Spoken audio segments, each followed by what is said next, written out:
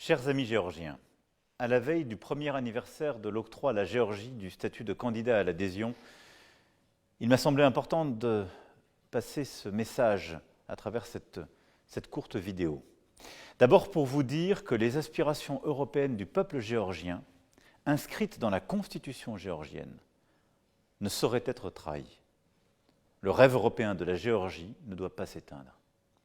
Ce choix du chemin européen, c'est votre décision souveraine. Ce choix de rejoindre la famille européenne, c'est celui qui s'exprime aujourd'hui pacifiquement à Tbilissi, mais aussi dans plusieurs dizaines de villes dans le pays.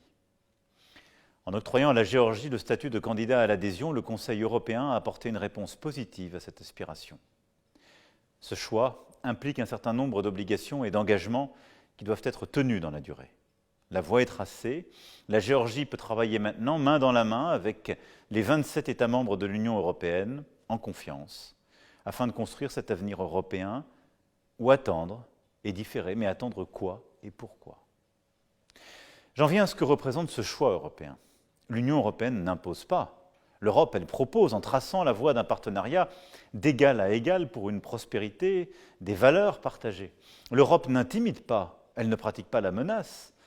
L'Europe ne cherche pas à semer le chaos, l'Europe ne cherche pas à déstabiliser ou à soumettre ses voisins par la guerre ou par des moyens hybrides, elle ne cherche pas à semer la division ou la confusion entre ses citoyens.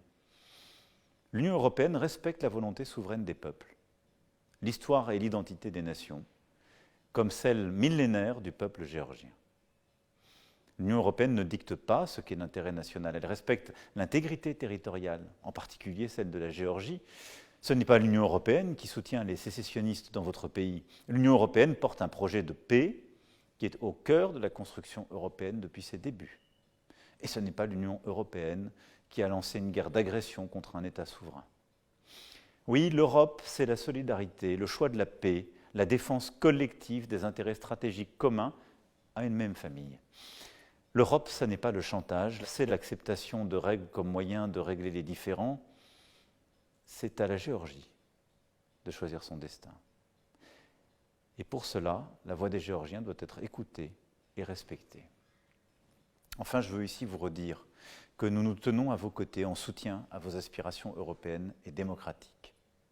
La Géorgie ne peut espérer progresser sur son chemin européen si les manifestations pacifiques sont réprimées avec un recours disproportionné à la force, si les organisations de la société civile, les journalistes, les membres des partis d'opposition sont inquiétés, si les libertés d'expression et de rassemblement ne sont pas respectées.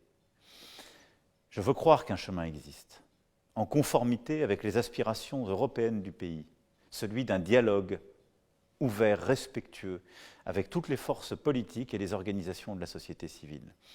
Ce dialogue est de la responsabilité de tous les Géorgiens.